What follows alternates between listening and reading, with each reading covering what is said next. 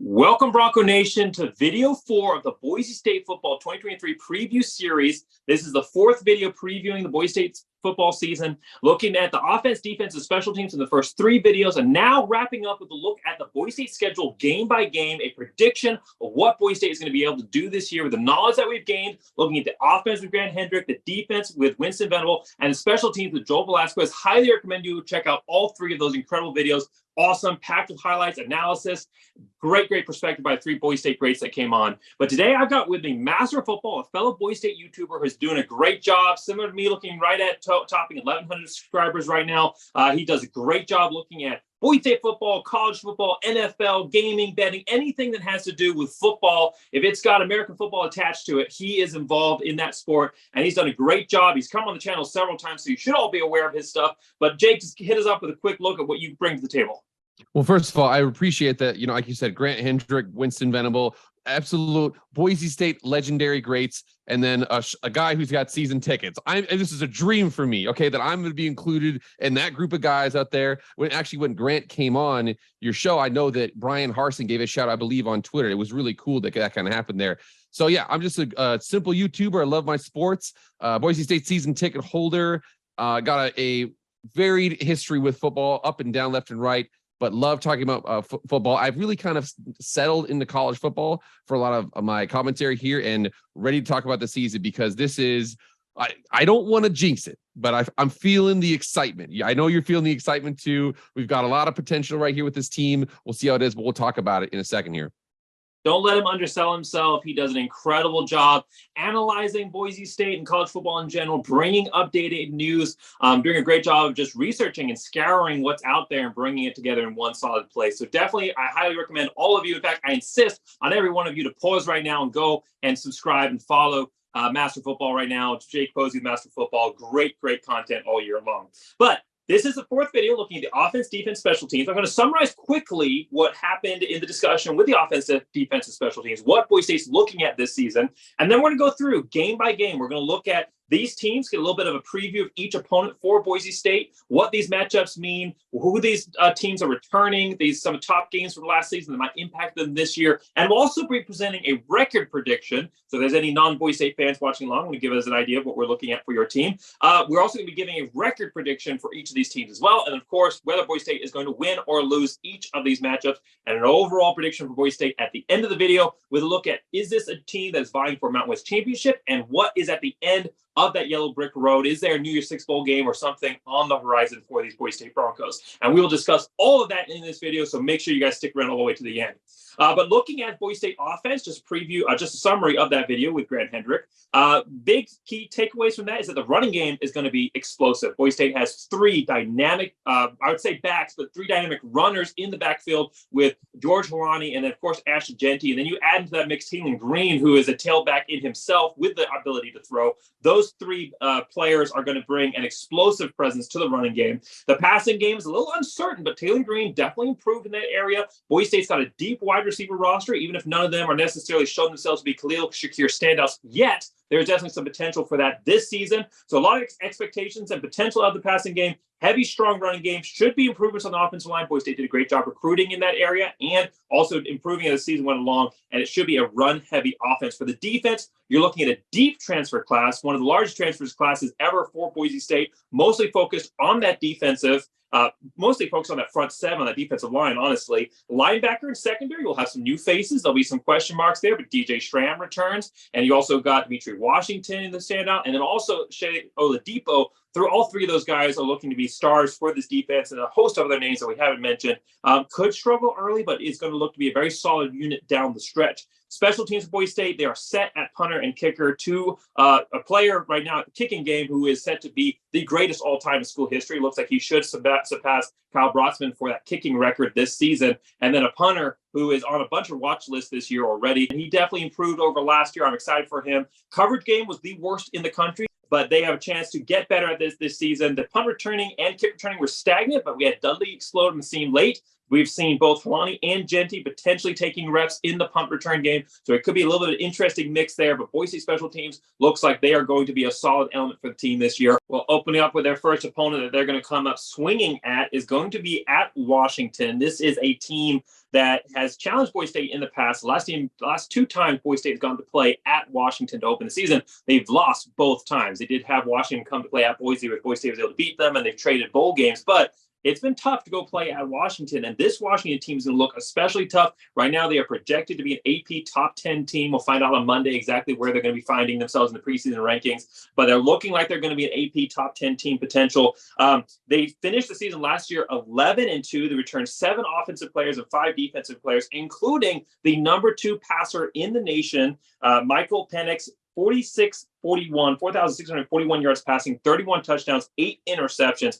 Boise State has never opened versus a top 10 team. The closest they've got was 2005 and 2012, and they opened up versus number 13 Georgia, and again, number 13 Michigan State in both those seasons. Lost both of those games. So it is going to be a tough one for Boise State to come up against a Washington team that I expect to be very good. Last season, they had 0 losses at home. They beat 4 top 25 teams, and which included Oregon and a bowl game win versus Texas. They they lose their top running back, but they turn their top 5 wide receivers, including 2 1,000-yard wide receivers. This is a Washington team that I expect to go 11-1 this season and be a very, very tough opening opponent. Boise State, tough one to see. Before I give my win or loss projection, what are you looking at with this opening opponent for Boise State? So like you said, in the entire FBS, this was the number 2 offense. Number 1 was Tennessee. Number 2 was Washington. They are incredibly explosive. Kalen DeBoer, the head coach, formerly head coach at Fresno State. Boise State fans were plenty familiar with it. He was there in 2021. He comes over, Michael Penix Jr. Michael Penix Jr. is their starting quarterback. Like you said, zillions of yards, tons of touchdowns. For him, he's got a really interesting career. Start off at Indiana, a very, very high-profile athlete at Indiana. And then he gets hurt, and then he gets hurt, and then he gets hurt, loses 3 seasons due to injury, lots and lots of ACL injuries. So he comes out to Washington, and people are like, listen, I guess he'll be good if he can actually play. He played all 13 games, and trust me, he was plenty good. Torched people up and down the field. Washington looks very good. Their offense, other than maybe the center and left side of their offensive line, everybody's back. I mean, the running back might be due, but like you said, they've got 2 probably legit first or second round receivers. If Michael Penix Jr. didn't have the injury history that he has, he'd be a first or second round quarterback. They are incredibly, incredibly talented on the offensive side of the ball. On the defensive side of the ball, and you would notice here, if you go through their wins against Oregon, wins against Texas, big wins against Michigan State, really, really big. Losses, lost to UCLA. Okay, or they're a pretty decent team. Lost to Arizona State. And you're like, huh? Arizona State? The thing about this team is that this team is an RPO system, a very, very good offense. But again, for them, they play one way, and they are incredibly good at it. They are an up and down offensive team. Defense is talented. Obviously, University of Washington has put plenty of guys, especially defensive backs, in the NFL. But their specialty is just getting into shootouts and winning them. Oregon, Michigan State, Texas, they did not want any part of that offense. It's going to be incredibly difficult. I have my notes here I broke it down for me as I have how Boise State wins, how they lose, and what my prediction is for the game. So we'll go into that really quickly for this team right here. So for University of Washington, when you're looking at this really quick, how Boise State wins. So Boise State offense neutralizes edge Braylon Trice, one of the best pass rushers in the Pac-12. Now, remember here, like I said, the Pac-12 has only got one. This is the swan song for the Pac-12, whatever that is. But again, he's one of the top edge rushers there. They establish a run and they shorten the game. I think if Boise State gets into an up and down game, that's not what they want to do. They want to shorten this game. Andy Avalos copies his game plan versus Fresno State in 2021 and slows down an explosive offense. Remember, Boise State played at Fresno State, even with he who shall not be named at offensive coordinator, and they were still able to go down there to Fresno State, got a ton of picks, really, really shut down that offense. Same offense is up here, although their supporting cast is much better. If they're in a situation where the Boise State loses the game, it's pretty simple to see why. First round wide receivers, Rome Odunze and Jalen McMillan, like you said, those 2,000-yarders, they cause havoc on the outside, forcing Boise State to abandon the run, and they never get a handle on University of Washington's RPO system. Taylor Green runs for his life against an athletic defense. And my prediction, though, so I think that the spread right now is at 16. So they think that's going to be 50-50. It's 16 or more or less. My prediction right now is Boise State looks strong. But UW right now, I mean, they're a top 10 team. They're legitimately one of, they're like you said, they're not even a dark horse for the national championship. They're like a legitimate contender for the national championship at this point. Boise State, too many changes on defense. Offense is solid, but again, we'll see how, if Taylor Green comes out and makes the jump like he did from the San Diego State game to the Colorado State game, we absolutely have a shot. But if I had to bet my score prediction for that game, 38-28, UW over Boise State. This is a tough one. You hit a lot of the same things that I'm probably going to touch on here, but Boise State is opening up against a team that is a pass-heavy machine and is good at it. If this was a team that Boise State was opening up against that was a run-all offense and a good one, I think that Boise State could stand up against them. Amazing transfers coming in. The D-line looks to be strong, but you look at that secondary. You look who they lost. They lost almost all their starting corners. LaBeouf and Biggers. They lost Jones. They lost Skinner. This secondary is a complete rebuild with some newer faces in, which I think are going to be good. And you mentioned Robinson. I think he's going to be good. I think Oladipo stepping in to that nickel spot is going to be good as well. But this is a rough opening match for a secondary that has not gelled yet, and some of these players that don't have starting experience with Boise State. You also have a transfer Tolier coming in from Wisconsin, who I think is going to be good again. But again, first time opening up starter for Boise State, and the secondary is going to struggle against this offense. Now, you talked about the new offensive scheme. One of the biggest issues that Diablos had with Tim Plow, one of the reasons that they didn't mesh, is that Tim Plow wanted to run a pass-heavy attack, and Diablos wanted to run a run-heavy attack to allow the defense to rest. Tim Plow tried to kind of figure out a mix in between those, and it wasn't good. Right now, we have an offensive coordinator that looks like he's committing to that run-heavy attack. It's going to be a slower Boise State offense. It's not going to be as prolific. The points are not going to be as high as we usually see, but the offense is going to be on the field longer, and it's going to give Washington less chance to score and the tired defense time to rest. All of those play into Boise State's favor, and it is not a very good Washington defense. They returned 8 starters from last year, but that defense last year allowed 6 games of more than 28 points, and they allowed 2 losses where they gave up 40 points in both of those. So maybe it's a position where Boise State, it becomes an offensive shootout. They both trade paint, and at the end of the day, Boise State has a chance to pull ahead with some kind of last-minute drive. This is not one I think that we're going to see that in this game. I wish we were playing Washington maybe towards the end of the year when the secondaries had time to gel. But this is, it's not like opening up versus, Alabama or Georgia or something like that. But this is a top 10 team, and it is a that is going to be one of the toughest ones that Boise State's ever opened up against, and we have to go play them at their place. So I am seeing a loss here. I'm not going to throw out any score projections because I do have a prediction, a game, 3 keys to the game prediction video of the Boise State versus Washington game, and I might, who knows? All these predictions we're going to throw out today are looking at the season, rough estimates based on what we see right now. By the time we have that first kickoff, everything could change. So we're going to give our best projections here, but we're not going to necessarily stick to every game. What we're looking at mostly overall is our overall records, what we think and how Boise State's going to get to that. But I do think that right now we're looking at a loss with Boise State. I think that Boise State has the capability to keep it close. I was rather insulted by that opening 16-point spread. I think Boise State can keep it closer than that. But this is going to be a tough one out the bat versus the Washington Huskies. Absolutely, yeah, and like you said, there's a method to the win. Like you said, they got to shorten the game. They do not want to get into an up and down shootout.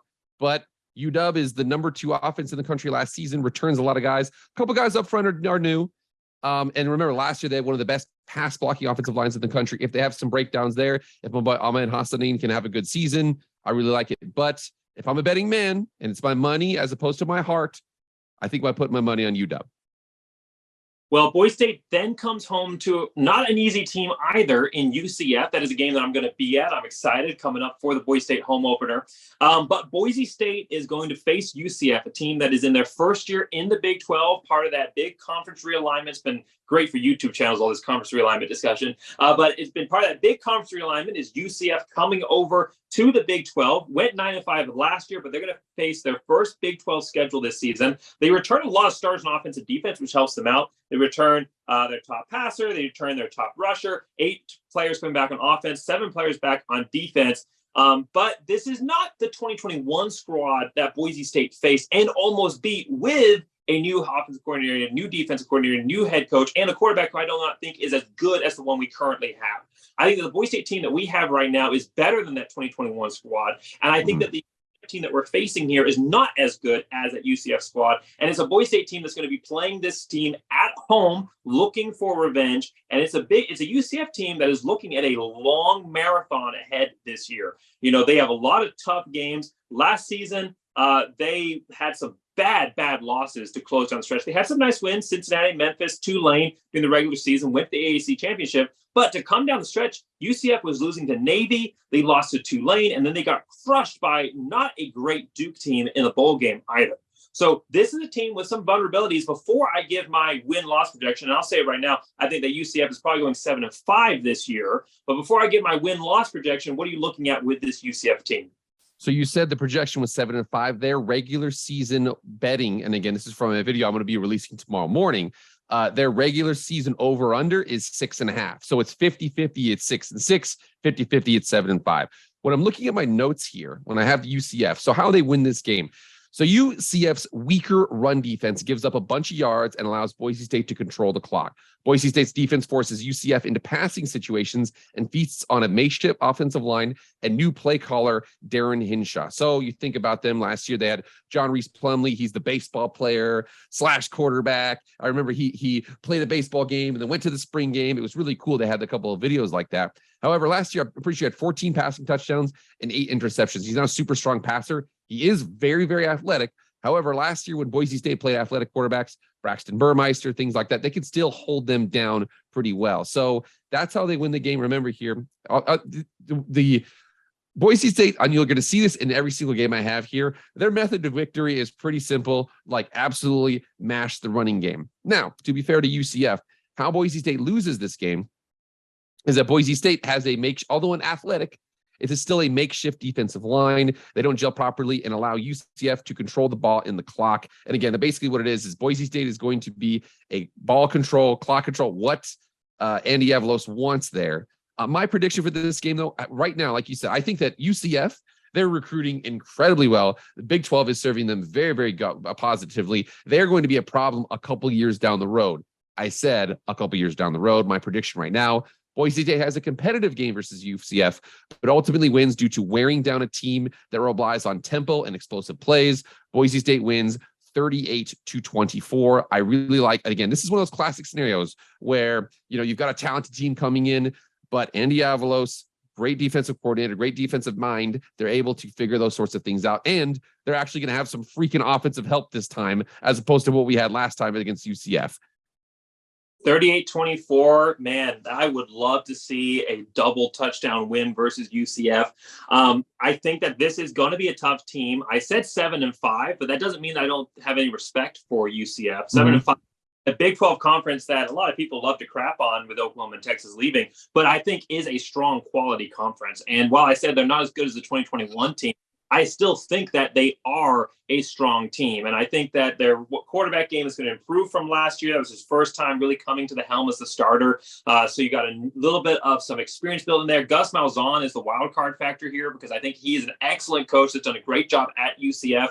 I am happy that, like you said, Boise State's playing them now versus a couple years down the line when those top-level recruiting classes come in. But this is a Boise State team that, like I said, is out there looking for revenge. They're in front of their home crowd. There's a feeling in the air. It's kind of returned to Boise State, that feeling of in the fan base that we're playing for something special and we're building towards something special here. So for Boise State, I actually do see them winning this game. I think it's going to probably be closer. And again, I'm not going to throw out a score prediction on this, but I do think it's probably going to be closer than that 2-touchdown spread that you'd mentioned there. This could be one of those games where Boise State gets to have that game-winning field goal that Joe Dalmas has not ever had that chance to line up for. But you see Boise State being able to pull away, home opener on the blue, strong offense against a UCF team that is good, but not as good as the 2021 squad, and a Boise State team that is much better than that 2021 squad. And we almost won that last game. It's going to be a factor of don't take your foot off the pedal. Don't completely change your offense in the second half and keep doing what you're doing to win the game. I think Boise State has is very, very strong chance of coming in here, open the opening season with a win. The big thing is play Washington, play them tough, do what you can, but don't stake your entire season on whether you win or lose that game. There's still a lot to play. Starts with winning against UCF. The Washington game would be great for Boise State to win, but I think Boise State needs to win the UCF game. I think at home, a new Big 12 team, if they want to start making their presence known as a team that should be considered for these expansion candidate spots, they need to get back to winning these big games. This is like playing Oregon State when they used to come play at Boise State. We need to win these type of games. UCF is exactly on the menu for Boise State to get a big win to open up the season here. Well, moving on to North Dakota, Boise State is opened up against two monsters to start the season here in Washington, UCF. Now they get a little bit of a break. It's not a bye week. They still got to go play a team that is going to put their best effort on the field, but it is an FCS opponent, a team that's projected in some polls to be in the top 20 in the preseason for the FCS. This is a North Dakota team that beat two top 25 FCS opponents last year, including number 7 Missouri State. Notable loss first round of the FCS playoffs, 31-38 versus a Weber State team that beat Utah State. So a good Weber State team just barely lost there. It's a North Dakota team that I'm not going to give a record prediction for because I really am not good at analyzing the FCS. I don't feel qualified for that. But like I said, it's a team that went 7-5 last year, projected in some top 20 FCS polls. What do you see when you look at this North Dakota team? So it's one of those things when you get to these sorts of levels of games, and I forgot who said it, but basically that it's not, you get fired from jobs for not the games that you win, but the games that you should have won that you've lost. And this is an classic example there. No disrespect to North Dakota. Absolutely not. You are Boise State. You are talking about there was a preseason poll out that had people have them in the Cotton Bowl. You're looking toward to the CFP. You should be able to handle this situation. So I have the simplest right up here for my projection of what's going to happen in this game. I have North Dakota, how Boise State wins, line up and blow North Dakota off the ball. Now, that doesn't mean you can't pass. You have to do smart decisions. You have to this is a good opportunity to run so in boxing, there's something where you train somebody up where you're like, okay, we're going to give a guy who's a good body puncher, see how this guy can handle. We're going to give a guy who's a good jabber, see how he handles it. Put Taylon Green in some situations where he has to kind of work his way through it. Because if you just line up and hand the ball to George Halani and Ashton Genty, you're going to be just fine. If you lose this game, it's basically just because bad luck and or turnovers. We're not going to get into what bad luck entails. Not going to word for anything bad there. But right now, I think honestly, like this looks like a 48-14 game. And I think that for Boise State, don't overlook them. Like you said, this team is anybody in the D1, FCS and FBS, if you don't show up, they will give you a game. But Boise State, where you're at, what your expectations are, what your athleticism is, you can't make bad decisions. But if you line up, you execute, you're going to be just fine. A program that's going to come in and play at your level. This is not an FBS level program, ready program or something like this. It's North Dakota. Boise State has, I cannot remember the last time they lost to an FCS team as an FBS ranked opponent. 1996. You had it down. I like it. 1996, okay. Man. So 1996 is the last time, and then that is, I was born in 96, so I wasn't watching their games then anyway. Dude, that's a sign, Dad. That's a sign. Everybody watch out. You got to watch out for this game. Yeah. Bronco Blamar came onto the scene, and then it was... anyhow, North Dakota, FCS opponent. You can't be looking ahead. Like I said, it's not a bye week. You got to go play San Diego State the next week, a program that, of course, has been in the news recently and is not an easy draw for an opening regular season matchup. But it is North Dakota at the end of the day. Boise State should be able to handle this team. Yeah, I think you're right. Come out, you run your regular offense, a lot of focus on not getting people hurt, trying to get a big lead so you can rest people for that San Diego State matchup and get some backups in the game. I did not expect this to be a problem. Seeing a win for North Dakota. For Boise State. Win for Boise State versus North Dakota. Hey, I'm not going to split or something there. I don't want to be part of that bad luck. I got you.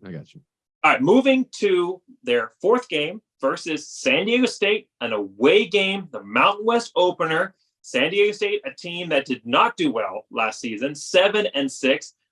Third barely break even season in the last 5 years. They had a couple of good years in between that and a solid run of 3 years prior to that where they were able to get 10-plus wins in 3 of those years. Of course, those were primarily driven off of 2 players on the offense, Rashard Penny and Donnell Pumphrey. Both of those players have left the program, and after that, San Diego State has returned to their inconsistent ways. They're a team that is riding more on hype right now than quality. The last year was not a good year for them. They beat San Jose State 43-27. That's honestly, when you look at their record, that's the best one you can find. Notable losses, they got destroyed by Boise State. I think you've already mentioned that. They lost to Middle Tennessee, which you don't want to do. Conference USA teams, you never want to lose to them. They also only beat Toledo, Hawaii, and UNLV. by less than 4 points in each of those matchups, and they are facing an incredibly tough 2023 schedule. Some projections I'm seeing out there have San Diego State as a top 3 team. And I think most of that just comes off of that absolute gall to try and jump to the Power 5 and leave the Mountain West the way that they have. This is a San Diego State team that I see going 4-8. What are your thoughts on the San Diego State program? So, some similarities between Boise State and San Diego State. Last season, Boise State starts off 2-2, ultimately fires the offensive coordinator, puts a new guy in a quarterback, wins a ton of games. Boise State started off 2-2, ended 8-2. You said last season that San Diego State ended 7-6. They started off 2-3.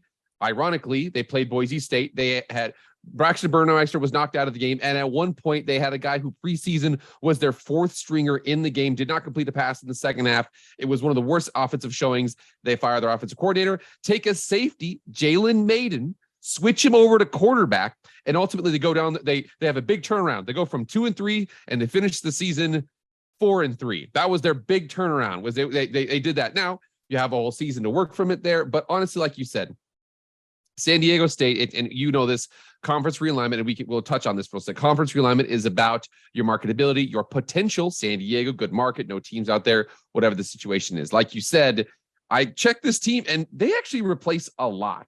So how Boise State wins these sorts of games, San Diego State's offense has too many holes to replace, including multiple wide receivers, and has issues with their Boise State's defensive pressure. But San Diego State's offensive line last season was bad in pass protection. So multiple front 7 players are gone, which is what their strength is. And Boise State, like last season, and Air Force versus SDO last season, just runs over them. So that's what I think is going to happen here. I like I said, I think that there's too much changes here. How Boise State loses is SDSU does what SDSU does. Last season, the first half against San Diego State was classic San Diego State football. Blocked punt, terrible offense, punt, field position, field goal. They were up 13-0. If they were able to do that, and again, they've never really had an explosive offense, but Jalen Maiden would make enough plays for them to win. That's their method there. Muck it up on defense and then make enough plays on offense to win. My prediction, though, I think SDSU makes it interesting just because it is an away game. We'll see how it goes. They always like to play Boise State tough. Boise State wins 27-20. Like you said, I just don't see from them too many offensive pieces to replace. Offensive line had issues, pass blocking. Jalen Maiden, we'll see how it goes, but I think ultimately go down there and have a win. San Diego State, I've said this before. I've said that those 3 years where they put together those wins, those were a fluke in the great 20-year past. When you look at this program, those 3 years they lucked into fantastic running backs, and they rode those running backs to 3 solid years for San Diego State. Since then, they've 2 years where they actually did really well despite all odds. And in both of those years, they built it around primarily their defenses. 2021 was a really weird year where they kind of didn't do great on offense. They didn't do great on defense, but they managed to get a bunch of wins. When you look at that 2019 season, they only had 2 games where they gave up more than 22 points. And the rest of those games, they held teams to 17, 7, 0, 10, 14. They were a fantastic defense. That is not this team. This is not a good offense. They have a safety at quarterback, so you never know how consistent he's going to be coming into year 2. They have a 0 rushing game. Last year, they didn't have a single player go for over 400 yards rushing. They lose their top 2 receivers, not that there was much receiving going on. Most of their yards there, 643 and a 508 yards receiving. But they lose their top 2 receivers. And again, like I said, safety at quarterback. This is not a good San Diego State team defensively. This is not we've seen a strong San Diego State team offensively. They get their best hype, I think, from their just absolute we are Power 5, like it or not status that they've kind of got themselves with this move. But I do not see this being a team that Boise State is going to lose to. I see this being a Boise State win, and I think it could get a little ugly as being a very nice statement win for Boise State here on the road. Again, not to throw out a score prediction, but I think this could be a strong win by Boise State to open up their Mountain West schedule. However, next week after that, they have to play Memphis, and this has been tough stretch. I mean, this is going back to 2021 tough stretches for Boise State with these opening tough games. Washington, UCF, San Diego State, I again don't think it's going to be that hard, but is still at all times San Diego State that has always come to play for Boise State. There's a rivalry nature to those games, and whether they're doing good or not, they play Boise State strong. So then they have to go play at Memphis, which is another tough team on the road, AAC team that looks like they might be able to be one of the top teams in their conference this season. 7-6 last year. Not a great year for them, but they returned 6 players on offense, 6 players on defense, including Seth Hennigan, who's the number one returning passer for the AAC, 3,571 yards passing, 22 touchdowns, 8 interceptions. So another tough passer when they've just gotten over facing Penix over at Washington. They had a good win versus Utah State in the bowl game, 38-10, blew them out. And they had a bad losing streak in the middle of the season last year that killed their season, 4 losing games, all conference for them, but that kind of took them out of running. But other than that, the beginning of the year and the end of the year, they were a solid team. And they are a team that, because they have a very easy schedule and they return a strong offense, I see this as being a team that could potentially finish up the year 9-3, competing for that AAC championship. What do you see when you look at this Memphis program? Well, you and I last year, we had discussed the season, and although, this time it seems a little like, oh, we're super geniuses, but we basically said those first 4 games of the season, if you look at it last year, those first 4 games were at Oregon State, at New Mexico, home against Tennessee Martin, and at UTEP. Regardless of what you say, so at New Mexico, home against Tennessee Martin, and at UTEP, that's 3 games and 2 away games in 15 days. It's just tough to do that. So this situation too. So you're talking about the first 5 weeks of the season. You've got at UW, one of, if not the best teams in the country. Okay. Then you go from there and you have UCF at home. Then you have North Dakota home. Then you have to go to San Diego, which is, again, San Diego is a West Coast team. It's a far road trip. And then you have to go all the way to Memphis, another difficult road trip too. This team, when you look at Memphis, like you said, they 7-6 last season, did not do great in AAC play. But my breakdowns here for how Boise State wins this game. So the Memphis defense, which has lost a lot of size up the middle, gets trampled by Boise State's run game. Boise State's offense avoids turnovers. Remember here, the one thing about Memphis last season, they didn't play as well as they could have. They did force 22 turnovers last season, and Memphis's great running backs are kept in check. They do have a solid stable of running backs. However, based on that too, if they were to lose, remember here, quarterback Seth Hennigan, he doesn't make big mistakes. He's averaged only 8 interceptions the last 2 seasons, and Memphis's defense forces a lot of turnovers. I think that if that's the situation where it can get interesting, you're on the road, it's an AAC team, it's the South, it's humid, it's muggy, you got a team that just forces some turnovers, and you just don't know what can happen there. This game will be interesting. Like you said before, I had either at San Diego State or at Memphis. I was like, I would not be surprised if they lost one of those. I am predicting they're going to win both of them, but these are an opportunity here just because, like you said, away games, even at UTEP, last year we thought at UTEP first year will be fine, but it's like, hey, if you don't have your stuff together, you are flying thousands of miles from home to win those games. So here, I said it could be a coin flip. I'm going to take Boise State 35-28 with the victory at Memphis. Would be a tough one. I don't feel good about that one. I feel like they said the 7 points against San Diego State versus 7-point win versus Memphis. The Memphis one, in my opinion, much closer. I agree. I don't like 2 back-to-back road games against tough opponents, a tough opening conference game versus San Diego State, and a tough one versus a Memphis team that, last year was not up to their full potential, and they've had 2 back-to-back seasons where they lost 6 games or more, 2 back-to-back seasons, 6-game losses. But it wasn't long ago that 2019 they were headed to the New Year's Six game, as the AAC champions. And 2020 they still went 8-3 and had a solid year. And so I think this is a season where you see them rebound. They have an incredibly easy schedule, not just from the American Conference being a lot worse this year than it has with the top 3 programs leaving, but look at their opening schedule. Bethune-Cookman, Arkansas State, Navy. Bethune-Cookman and Navy are at home for Memphis, and then a neutral site game versus Missouri, and then at home versus Boise State. So your first 5 games, 3 of them are at home, and 1 of them is a neutral site matchup. And the one game you do have to travel to, it's just Arkansas State.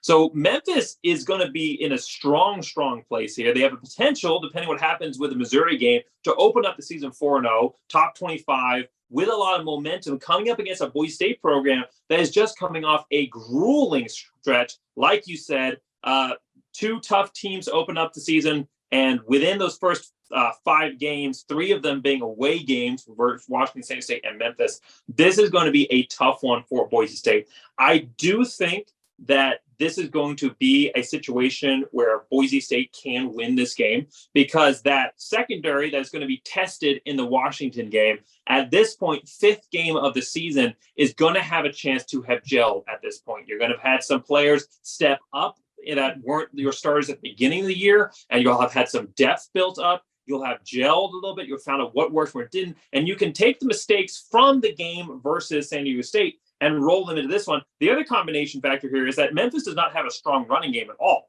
Their last season, their top runner had a net of 544 yards rushing. Now, their quarterback is a dual threat guy. He had 530 yards gained before you take out sacks. So he can definitely get it done in the running game as well, but they are not returning a strong rushing game. So the little bit one-dimensional here, if you can shut down the passing game, Boise State is an offense that is going to take away opportunities for Memphis to be able to score, with a defense that's able to step up. And again, it's part of that momentum that Boise State has if they're looking at coming into 4-0 here to open up the season, where, besides the opening game loss to Washington. But 4-0 after that, this is a strong momentum win, I think, potential for Boise State. I do think it's going to be close. I think it's going to come down the wire. But I think that this is a Memphis team that on paper is not as good as this Boise State program. And it's a Boise State program that I think is going to be able to get it done. But again, I'm with you there. I think it could be 50-50. Game versus San Jose State.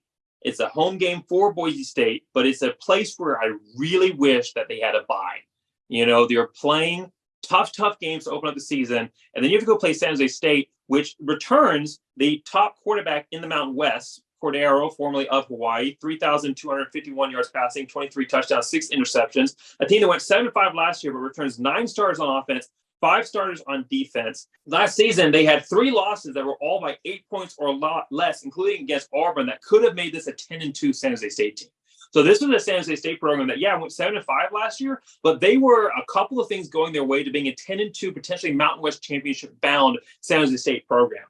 Notable loss, they had an embarrassing bowl loss versus Eastern Michigan, but it's kind of the San Jose State way. Have a solid season, go have an embarrassing bowl loss. Remember the 2020 season where they win Mountain West, but then go lose to Ball State. Just that's kind of the San Jose State way. They don't appear well in postseason, but they play strong in the regular season. This is a team I'm a little worried about. What are your perspectives when you look at San Jose State? So it depends, because like you said, this is a team that you can definitely overlook. Very talented. As a matter of fact, and again, I hate keep on alluding to this, they play USC week 1, and the line in that game is 30. So they think they're going to win by 30. I don't know about that. I mean, USC is a very talented team, but San Jose State's a team that you do not want to be disrespectful of. However, looking at this game here, analyzing what they've lost and where they could beat Boise State, I think they're going to be just fine. So for Boise State, how they win this game, San Jose State's offense is replacing a lot of wide receiver production, and they return a very small offensive line. Boise State makes it difficult for San Jose State, and this Boise State offense has no issues with San Jose State up front after they lost 2 great edge rushers in Cade Hall and Valami Fehoko, in addition to their lack of depth on defense. The defense last year just had some issues, lots of injuries. They're going to be solid up front in the middle, but at the same time, I think that, and again, their secondary will be solid too. So again, for me, the commonality here is that if somebody can force a lot of interceptions, I think you're going to have a lot of success against Boise State. But if not, Boise State has a lot of advantages in a lot of the games that they play. However, if they lose this game, it's because their quarterback, Chevon Cordero, he plays solidly, and San Jose State's solid secondary forces some picks by Talon. Ultimately, from my perspective here, they do have to replace a lot, and I think they're going to feel it on the road versus Boise State. I think Boise State wins in a good one, 42-21. Like you said, there's plenty of time for this secondary to gel. Game 6, I think they'll take care of it, 42-21 in this instance. This is a San Jose State team that I think a lot of people underestimate. I mean, this is a San Jose State team that in 2020 was able to go win the Mountain West, and then they've had back-to-back not great years, but they have Cordero now, who is a dual-threat quarterback. I liked him when he was at Hawaii. He definitely challenged Boise State. I think if they'd lent more into his dual-threat running abilities versus his arm, they would have had a chance to potentially go out there and beat Boise State. This is a team that does worry me for a couple of reasons. The first one is that, like I said, I think Cordero is going to be very, very good.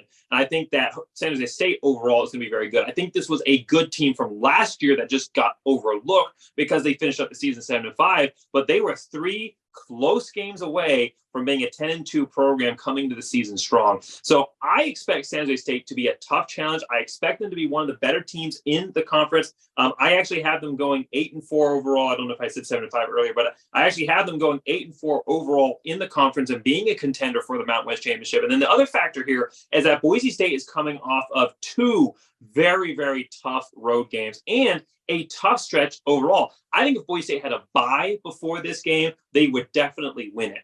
However, when I see Boise State opening up against Washington, where they're going to get beat down, whether they win or lose that game, they're going to take a hitting in that matchup. And then they go play UCF, which I think they can win, but again, is going to be a harsh battle. San Diego State, Memphis on the road versus Memphis. Boise State does well on the road in these non-conference matchups, and there is all of this pressure riding on them to win this game. And I think they feel that, and they live up to the moment, and they win that game. San Jose State does not feel quite that same level. It doesn't have that same level, that same pressure. And at the same time, they're coming off of this tough stretch. I think that this is a game where Boise State loses a tough matchup at home, is unable to protect the blue here versus San Jose State. Should they beat this team? Are they better than this team? Yes. But without a bye, coming off of this tough stretch against a quality team, not necessarily the top level team in the Mountain West, but a good team in the Mountain West, I think this is a game where Boise State potentially sees their first conference loss of the season and their second loss overall on the year. But then Boise State gets to go play at Colorado State, which is always just such a blessing. You know, the Colorado State fans are just always get so riled up and create a nice atmosphere and always gift Boise State a win year after year. It's just been fantastic. But Boise State gets to go play at Colorado State, the program that has really, really struggled, has poured millions and millions of dollars into their program, stolen coaches from other Mountain West programs, and still not seem to be able to get it done. Last year, going 3-9, a team that returned 7 players on offense, 8 players on defense. Second year for this coach they stole from Nevada, Mike Norvell. Also second year for the quarterback that they stole from Nevada, who had previously been the highest ranked recruit in school history for Nevada, came over to Colorado State, played as a true freshman. Clay Millen had a true freshman season, under 2,000 yards passing, 10 touchdowns, 6 interceptions. Definitely struggled, but he's the wonder kid, and he's under Mike Norvell's helm and leadership. Can he develop into something this year? That's the questions.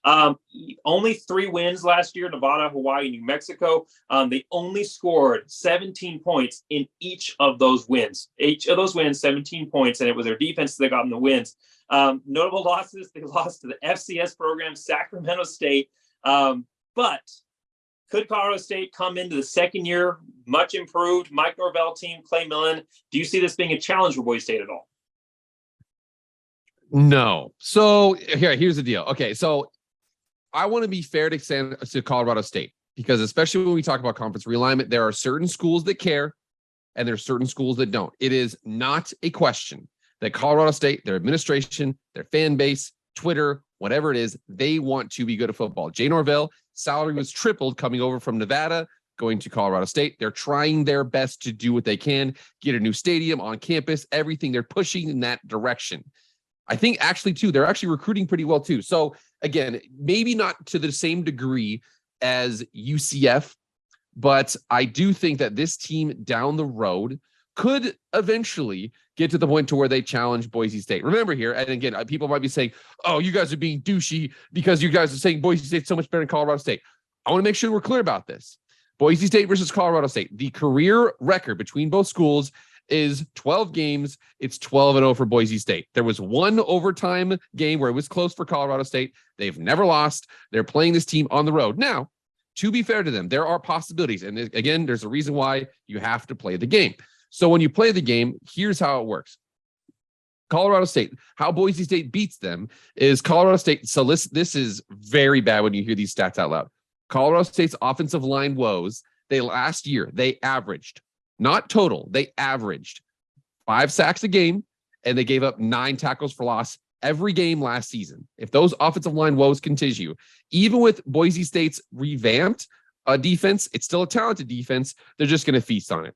Edge Muhammad Kamara, who's a very good player, is neutralized, and Boise State does what they want on offense. Now, how they lose, Jack Howell and Aiden Hector, so both in the secondary, they both had 3 picks each, forced more turnovers. Wide receiver Torrey Horton has a good game, and they have an ever-improving team, and they're able to pull one out. It's on the road. Again, you just don't know how that kind of goes.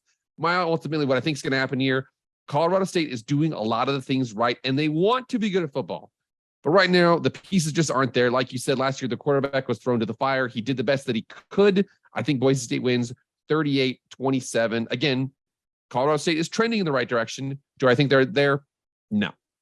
I think we said this last year when we previewed Colorado State. I have to go back and watch the video to make sure. But I think we said with Jay Norvell, yeah, thanks for the correction. I did say Mike, that's my bad. But Jay Norvell coming over and the money they're pouring into this Colorado State program down the road, 3 or 4 years from last season, this could be a program that competes in the Mountain West. They're doing the right things, recruiting at a high level. They're bringing in top tier. Jay Norvell was, what he was able to do at Nevada with the pieces he had there, it was incredible. He is a great coach. Colorado State is pouring money into their programs. They are definitely going after recruiting. So they're doing all the right things. And I do think that this is going to be an improved Colorado State program. I really do think it's going to be a year two, much improved Colorado State program. I think that this is a bowl eligible type program. The non-conference schedule, I think, allows for that. Middle Tennessee and Utah Tech should both be wins for them. They just have to figure out a way to pull out 4 more wins throughout the rest of the season there. And there are some bad Mountain West teams they could get those from. But Boise State is not one of them. I am projecting 6-6 for this program, but I think this should be an easy Boise State win, especially if my prediction of Boise State losing to San Jose State holds true. And again, by the time we get to San Jose State, my prediction could have changed entirely. So don't hold me to it if by the time I get there, well, you called a loss, now you're calling a win, you're flip-flopping. Well, everything changes once the season gets underway.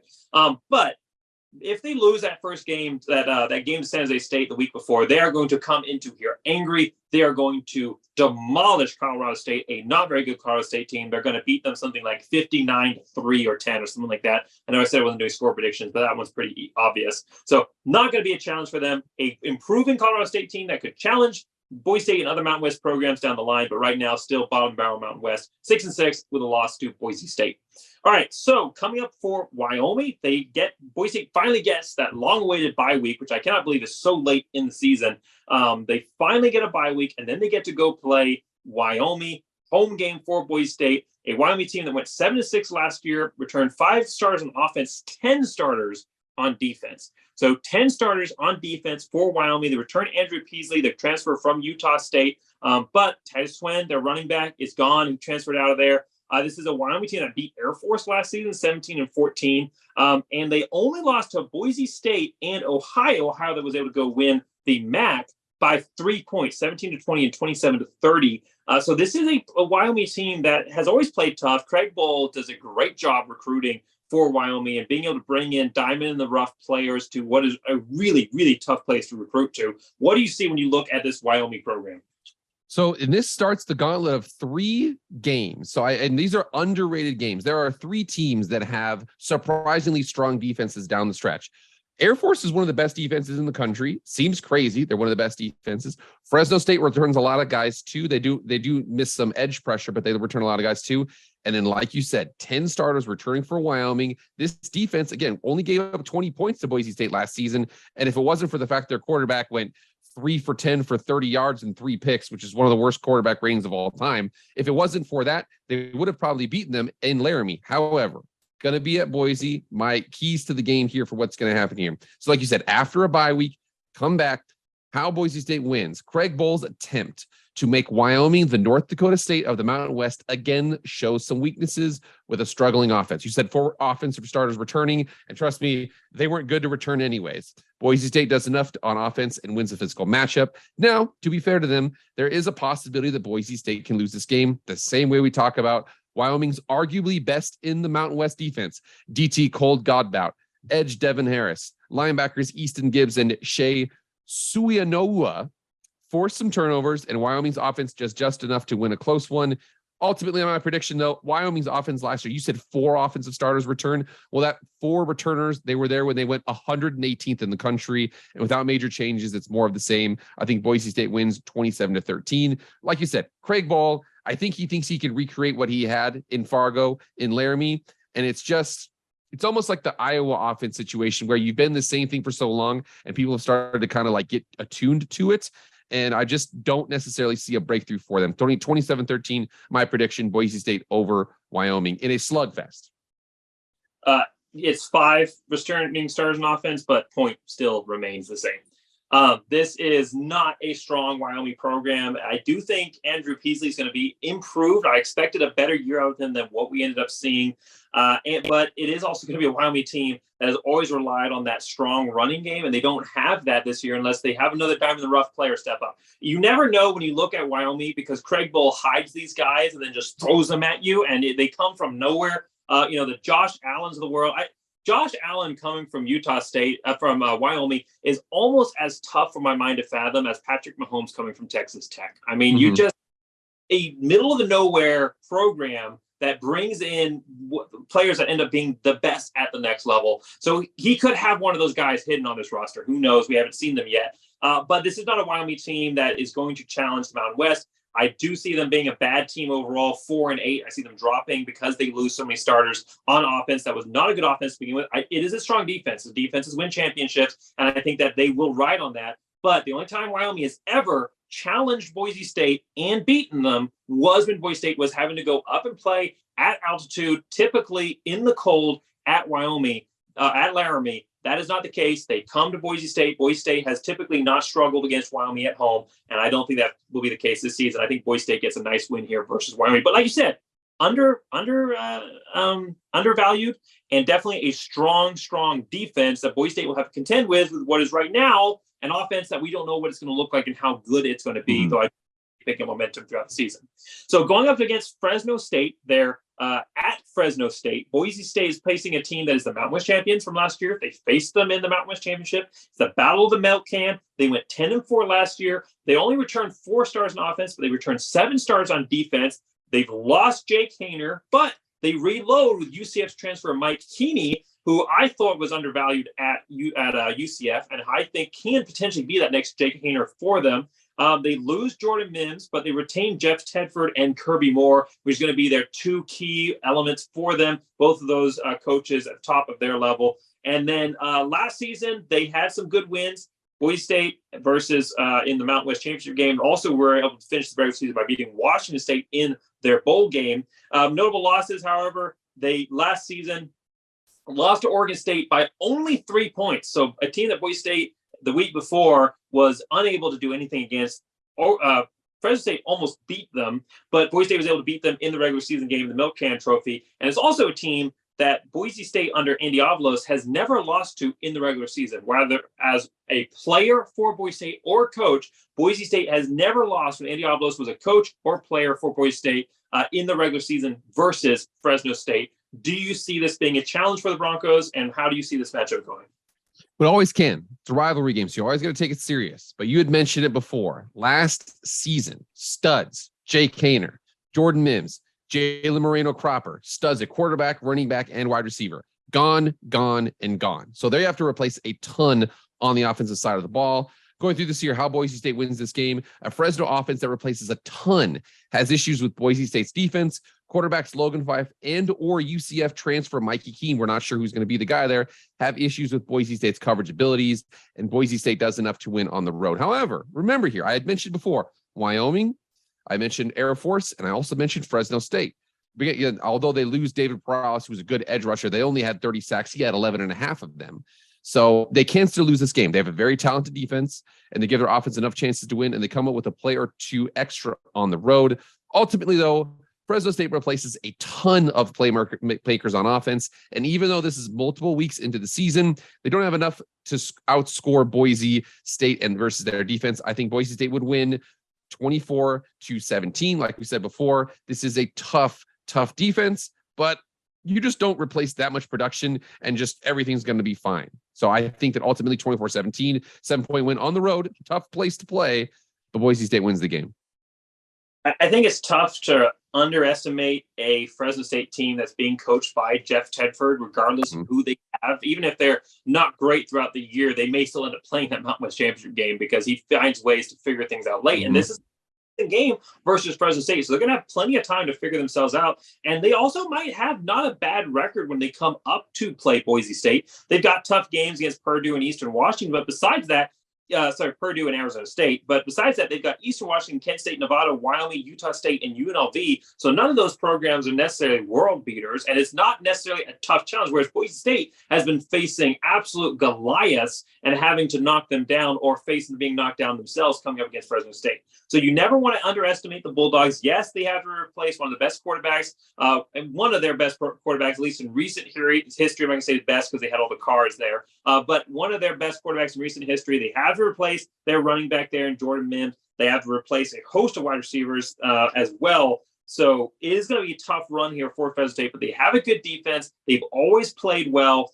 Boise State has to go play at their stadium, which is always, a rough environment. You never know how much the game is going to be interrupted by police having to come in and remove fans from the stands. But it's going to be a tough one. I do see Boise State being able to pull off the win here versus Fresno State, but it's a game that you can't say it's going to go one way or the other for sure. And if Boise State is able to win that game versus San Jose State, this could be a program where they are headed for a loss down the road, and that could come versus Fresno State. So if they are able to win versus San Jose State, when I saw them taking a loss, this could be that game where they take the loss when they were supposed to take the win. And that's kind of been the Boise State way recently. They haven't been that program where they go into every game and you feel like they're going to win it when they should. Every game is a challenge, and Boise State coming up against Fresno State team, it's a rivalry. They are desperate to finally get a regular season win versus Boise State here. With all these losses recently, this could be that one where Fresno State gets the win. But I do see Boise State being able to pull off the win in a tough one, a close one, versus a Fresno State team that will be down but not out for the Mountain West. And I see Fresno State going 9-3 overall in the Mountain West, if I didn't say that already. All right, New Mexico. Boise State goes and plays New Mexico, and we're almost done here. Got 3 more games to go. They go play New Mexico. This has been not a good New Mexico team. They have flip-flopped between the option. They said, we're getting rid of the option. Now we're going more towards kind of what Coastal does, which is like kind of a spread offense where it's a combination of different factors. Then they said, that's not working. Let's go back to the option because we have a fifth-year graduate, he was like a graduate assistant on the roster that ended up being their quarterback. And they've gone back and forth, and they haven't had the playmakers to put in place. And this year, it looks like they're going to be a run-heavy offense with option elements. You never know what you're going to see there. 8 offensive players do return, but it is to a New Mexico offense. Only 2 players return on defense. They are going to be absolutely strapped at defense. They do add, however, and this blows my mind, and you may want to talk about this, but it blows my mind that they were able to bring over UAB transfer Dylan Hopkins, who was 1,910 yards passing, 10 touchdowns, 4 receptions versus for UAB. But he was doing well there. He was a 4-year player for them. This is his 5th year, I believe, coming in to play for New Mexico. It's a UAB team that is doing much better than New Mexico, and it's a team that is on their way to the American Athletic Conference, and he transferred over here. I could not find any reasons, any articles talking about why he made that decision to transfer. In fact, a lot of them were actually shocked by that decision. So they bring in a top-level guy for New Mexico, a top-level recruit for their program who could definitely do some things for them. This is going to be It's, again, all relative to New Mexico, but it's going to be the best passing offense I think we've ever seen out of New Mexico. They were able to beat UTEP last year when Boise State was not, but they did notably lose the Toilet Bowl to New Mexico State, one of my favorite rivalry games of all time. I love watching the 2 usually worst teams in the country, both struggling to get that first win of the season halfway through the year. I love that game, or a third of the way through the year, and they ended up losing that game. You got to be able to beat your rival. But New Mexico, UAB transfer, what do you see when you look at this program? So very interesting tidbit there. You're wondering why would you do that? Well, remember here that UAB, they had their coach, their interim coach was a guy by the name of David Vincent. David Vincent was the offensive coordinator for them from 2018 to 2021. This last season, he was the interim coach for the season, and he should have been retained. However, UAB decided to hire never coached before Trent Dilfer as their head coach, former Fresno State quarterback, to come full circle with the whole Mountain West connection here. UAB picks Trent Dilfer. David Vincent goes over to be offensive coordinator at New Mexico. He brings his running back over with, or his running threat over with him. Now, okay, I want to tell you this because this is okay. So I looked up a couple different articles here. I looked up, how the New Mexico's going to look, who they have, who's returning. I went on one site and it was College Football News had one of the saddest previews of New Mexico's offense last season. And again, I'm not even trying to be a jerk. I'm just being honest, just reporting the facts here. There was 131 FBS teams. New Mexico's offense was ranked 131st, the worst offense in the country. You had mentioned, though, they had 8 starters back, get a transfer over from UAB. Looks like they have some potential to at least do something. If they're 90th this season, that's heads and shoulders against what they did last season. However, 2 starters returning on defense. And remember, one of the most important things, former head coach at New Mexico and then San Diego State, and then defensive coordinator who was kind of taking a retirement job at New Mexico, Rocky Long, the guy who hates the blue turf. He talks all this trash, this and that.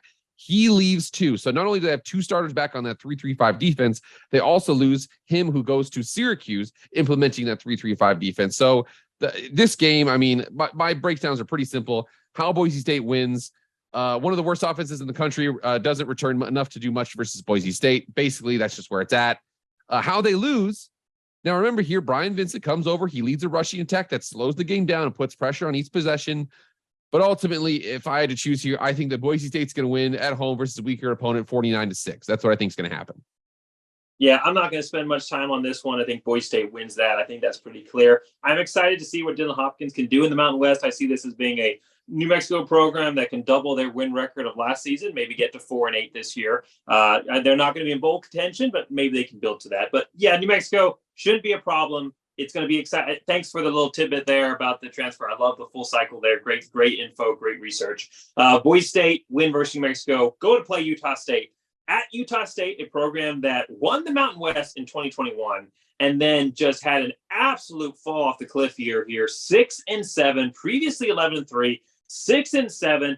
Mountain West champ, they lose. They lost a ton of wide receivers. They had a ton of injuries at quarterback. I believe they had 4 different quarterbacks playing throughout the season for them. It was a really, really rough year. They, however, did benefit from that in that they got a lot of guys' experience. 4 returners on offense, 5 on defense. Cooper Legos beat out Levi Williams last year, the transfer from Wyoming, who I thought was going to have a much better year than he did. And it's expected to be the start of this season, so I expect to have a much better year. They were, despite everything last year, were able to beat a good Air Force team, 34-27. They also had a win versus San Jose State, and they played BYU close as well. And so all 3 games were good games for them, but notably, they did lose to Weber State, and then they had a second FCS loss when they lost to UNLV. So this is that was a joke. Obviously, I know UNLV is the Mountain West, but this is a Utah State program that is hurting. It's a Utah State program that is going to be better as long as they can stay away from the injuries. But what do you see when you look at this Utah State team?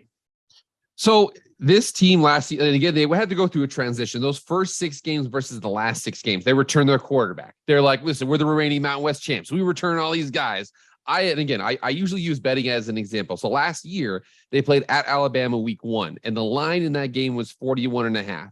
And I was like, dude, come on. Reigning Mountain West champs, they'll be just fine. They lost 55-0 and looked like trash. They lost by 4 touchdowns to Weber State. Their next door rival. It was absolutely crazy, that transition there. How they win this game? So what they did was they had Cooper Lega. He was the quarterback who takes over.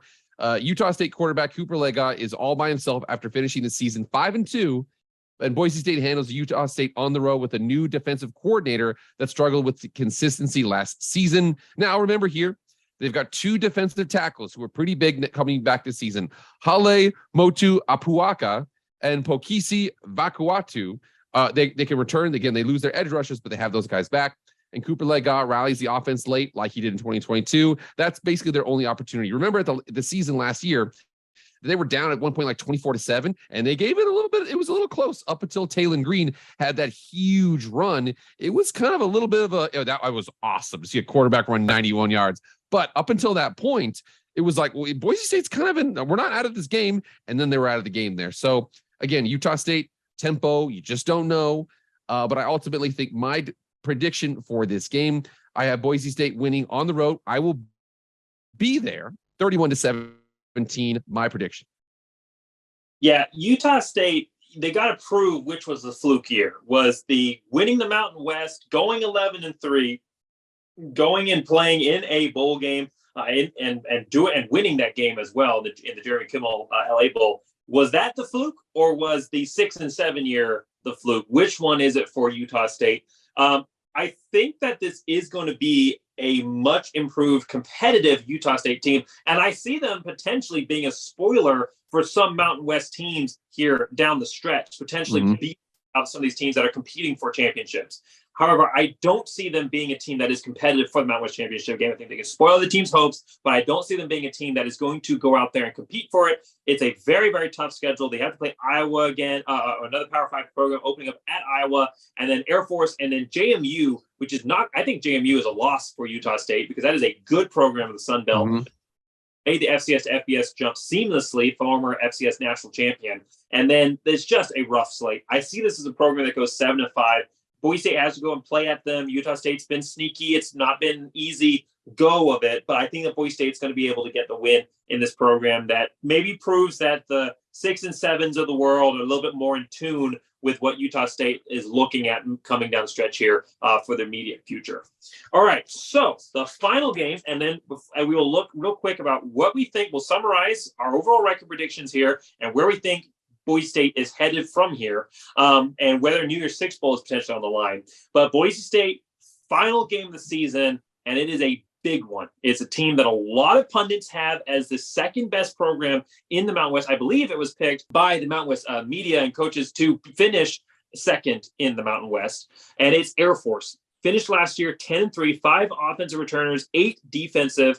Now they do lose some big guys. Zeke Daniels, Brad Roberts, a bigger loss than Zeke Daniels because he was their offense. But both those guys, Zeke Daniels and Brad Roberts, perennial starters, they're top 3 receivers. Not that that matters so much for Air Force, but they're top 3 guys in the receiving/blocking game.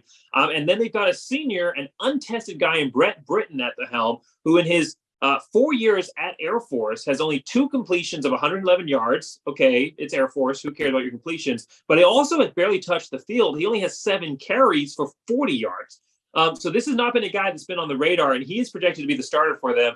They do have John Lee Eldridge, right, over 700 yards rushing in that that option offense of theirs. So he did get some playing time. He's expected to be good, expected to be one of the top running backs in the Mountain West. And it was a Air Force team that's coming off of a Commanders and Chiefs trophy win. We're able to beat both Navy and Army. They had 2 Power 5 wins versus Colorado and then beating Baylor in the bowl game 30-15.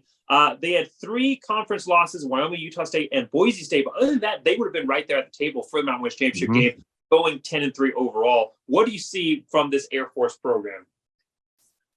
So, to be fair to everyone, I know because there's those certain teams that you just have a certain time against and you just don't get it at all. It doesn't make any sense. For some reason, Florida State, they do not like to play NC State. I don't know what it is, but every time they play NC State, it just does not go the way they want it to go. For some reason, whenever Air Force plays at Wyoming, Air Force can't do anything. They've lost it like 7 years in a row. It's been insane. And another one here, another underrated one, is whenever Boise State has to play Air Force, every single Boise State fan says, we're more talented, we're faster, we're this, we're that, but some reason we just can't do it. Now, this season is a little bit different. I also want to give context here. Boise State's record against Air Force in the series is 7-4. However, the last 6 games, they are 5-1. Now, this season, like you said, how they win this game, an Air Force offense that loses starting quarterback and fullback. Remember, like you said, they have the option offense. The fullback is the main back. They have little wing backs, which is their halfbacks. They struggle on the blue, and Boise State avoids the big mistake versus a talented defense. Remember here, Air Force, Wyoming, Fresno State might not have the offenses you want, but all 3 of them have good defenses here. How Boise State loses that game, the same way they would lose the game in 2021. It's just ugly. The offense kind of cost them there. Air Force offense late in the season starts to gel and keep the ball away from Boise State, and a talented defense. Camby Goff, Jaden Goodwin, and Trey Taylor, they all combined between those 3 guys for 8 interceptions last season, force some mistakes. However, my prediction here, Boise State handles Air Force and beats the Falcons for the first time at home since 2019. But again, they have issues because they're very good defense. 20-14, they pull out the victory.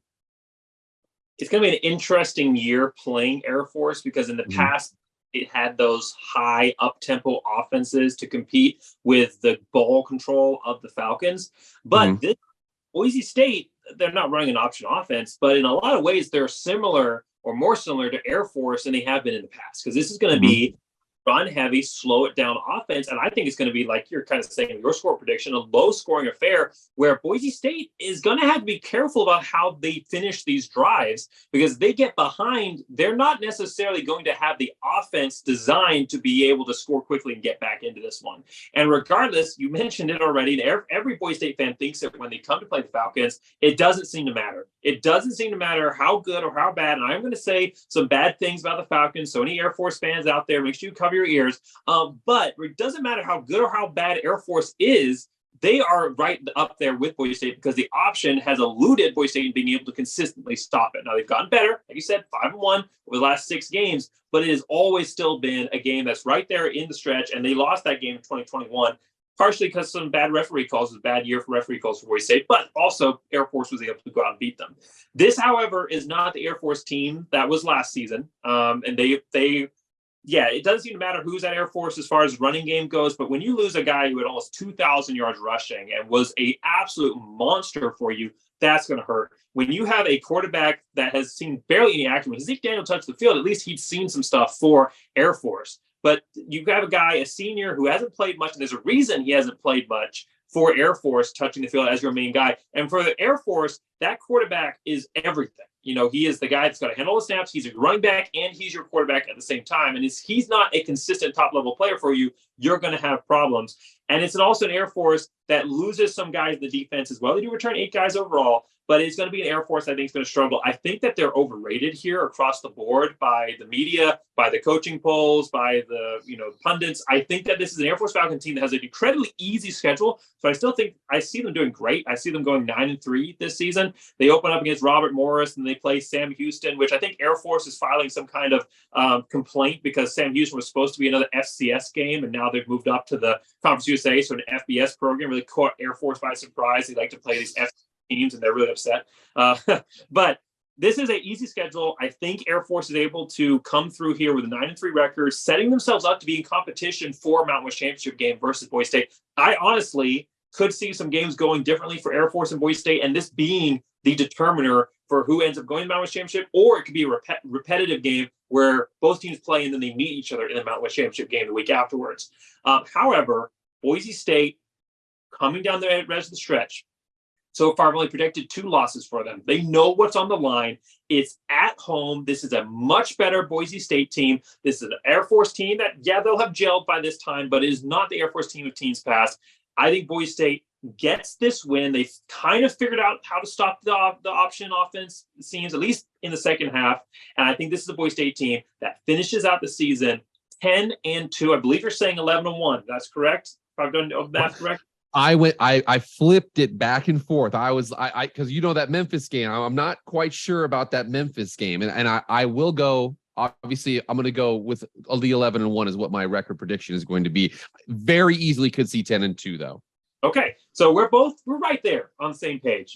We see some wins that could happen or could go either way. There's a couple of games on this table that are 50-50. There's some trap games for Boise State, but honestly, somewhere between 9-3 and 11-1 is a strong potential. And I'm saying 10-2, you're saying 11-1, which is funny enough. We don't plan these things, but last season, if anybody remembers, when we did this preview, I said 10-2 and you said 11-1. So we're right back there. Right back where we were last year. It's history repeating itself. We're caught in a time loop. We can't escape. Let's just push forward.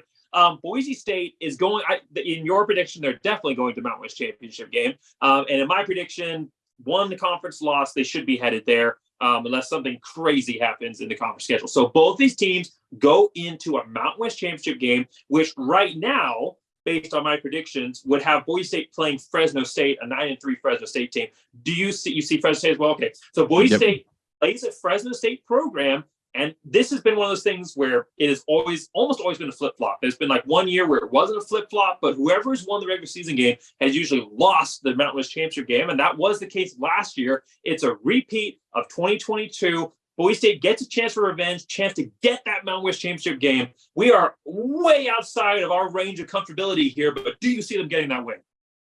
Yeah, because I don't think that this team's talented. I don't see 3 dudes. I don't see a NFL quarterback, NFL running back, NFL receiver. Like you said, I do like Jeff Tedford. Great coach, always keeps that team competitive. However, ultimately, like if they were to play again, it's going to be in the cold. And Boise State's not a passing team anymore. Heavy run team. I think that they would pull it out ultimately because they're built for that kind of a game. If Boise State had run the offense that they ran most of last season and are planning on running this year in the bowl game, in the Mountain West Championship game versus Fresno State, I think that would have been a win. You know, if they just lined it up like they did in the regular season, smashed them in the mouth, running back, quarterback, action offense, Taylor Green's legs in the running game, which were very underutilized in the Mountain West Championship game, I think you would have seen Boise State win that game. I think this year they're going to be doing that offense. It's going to be a Fresno State team that's not as good. They won the regular season, and it's a nice stretch of time in between playing them in the regular season and then playing them here. They have 3 games in between where they get to kind of set up, so it's not the exact same program you played. So I think that they have a good chance to get finally that first Mountain West Championship win for Andy Avalos here in Boise State. Do you see Boise State being the New Year's Six, the G5 rep to the New Year's Six in the final culmination? They started off in 2014 in the first year of the New Year's Six with that game versus Arizona. Do you see them wrapping it all up before we go to this expanded playoff representing in the New Year's Six? So my record is going to feed into what I believe because there's 2 scenarios I totally believe. I think that the ceiling for this team is 13-1. I think that if they can really, the defense can really gel, and I do trust Andy Avalos' defense, and the offense can do what they did last season, and there's some growth from Taylor, and they can go 13-1. I think the floor is potentially like an 8-5. Again, you just don't know. Like you said, the defense, you could get into these games, and it just could get mucky. My prediction is 12-2. Now, 12-2, that could be one of 2 things. You could be 11-1, win the Mountain West Championship game. You're 12-1. You are going to a New Year's Six game. Or it could be 10-2, win the Mountain West game, 11-2, and then win your bowl game. Because if you go 12-1, winning the Mountain West, right now the projection for the Fiesta Bowl is Boise State's playing USC and potential number 1 pick Caleb Williams. Like, you're going to get a dog in that instance. I can totally see it. But I do see my prediction, either a New Year's Six, probably losing a game, or 11-2, maybe not New Year's Six, but winning that game because they'll probably be given some Mountain or Pac-12 7 or something like that, and they would win that game. My prediction, finally, 12-2. I'd love it if it was a New Year's Six game. I'm not going to put that on them. I'm not going to hit that, but I do think that right now, because of the lack of ability in the Mountain West, the offense that's coming back, the cohesion, and some of the bodies they have on defense and the schedule, if they can get through September, even if they go 3-2 in September, I still see the fact that unfortunately the Mountain West is pretty down. They should be there. My final prediction, 12-2. Either way, New Year's Six, I'm 50-50 on that. Yeah, I think that this is a team that can put themselves in a position for a New Year's Six game, whether that's as an 11-2 or as an 11-2 Mountain West champion or a 10-3 Mountain West champion or something like that. I think they're going to be able to put themselves in position for that New Year's Six game. It's all going to depend on Memphis being able to do great things in the AAC, riding that to victory over the top. And the Sun Belt, I think, with the way things are trending, with the attention that they're getting in the media, riding that East Coast bias, they're already being elevated over the Mountain West. You know, everybody said as soon as the American Athletic Conference is decimated, Mountain West is going to be number 1. We don't even need to expand. This was before Power 5 teams were in the conversation. Mm-hmm. Saying it doesn't matter, you know, why do we need to go? I've been advocating expansion before Power 5 teams were in the mix, but saying, why do we need to expand? We're the number 1 right now. I say we're not. The American Athletic Conference was nobody before the media made them into what they are. They have the East Coast bias factor. They've been doing very well. They did great non-conference wise against Power 5. Appalachian State beat Texas A&M last year. They were able to do great things in their non-conference. They have strong teams: JMU, App State, Coastal Carolina, South Alabama. I mean, South Alabama has come out of nowhere, has been one of the top teams in Group of 5 this year. They might go 11-X this season. So this is a tough one for me because I think Sunbelt might be able to put one over the Mountain West if their conference champion has the same win-loss record or better. But I think Boise State's going to be in the competition for it. And I think at least regular season Mountain West champion, you're looking at a team that could be somewhere between 9-3 and 11-1, looking at being able to get to either 10-3 or 12-1 coming into the bowl game. We'll have to see what happens after that. But regardless, we're both seeing a continued improvement with Boise State. 10-4 was a huge win for a Boise State program that just the year before went 7-5. They made the changes they needed to make, both at offensive coordinator and at quarterback. They recruited well. I mean, just beyond Genty and Helani at running back. You also now have Jonbre Dubar, who looks like he might be Genty 2.0, and he's not even potentially going to be a major player on this offense with those two guys in the backfield. Now you have him as a potential running back as well. I think he's going to see some mix of the offense. So this is a Boise State team that's recruiting at a high level, just brought in a 4-star wide receiver, despite their offensive coordinator not doing any recruiting last season because he was either fired or because he was retired. But Boise State is still recruiting at a high level. They're bringing in talent. They're winning the games they need to win. And I think that they are leading back towards being those Boise State teams of the past. And this, who knows, like I said, they opened up the New Year's Six era in 2014 with that win versus Arizona to open up the new New Year's Six bowl format. Could they be the team to bookend it and finally get back in before it becomes the playoffs? Strong chance. It's going to be exciting to see what happens. So thank you all so much for being here. Thanks so much for being part of this very, very in-depth conversation. If you're looking for more in-depth conversation coupled with highlights, analysis, great perspective, and memories from former Boise State greats, make sure you check out the offense, defense, and special team previews. Make sure you check out everything on Jake Posey's channel.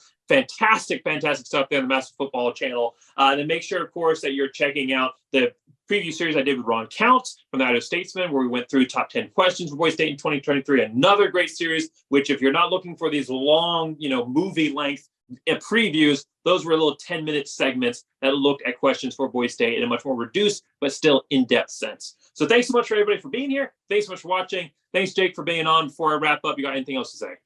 Oh, no, dude, I'm waiting for it. You got to send us off, baby. Send us off. All right. All right. Thanks so much for everybody for being here. Make sure you like, subscribe, and as always, go, win, go.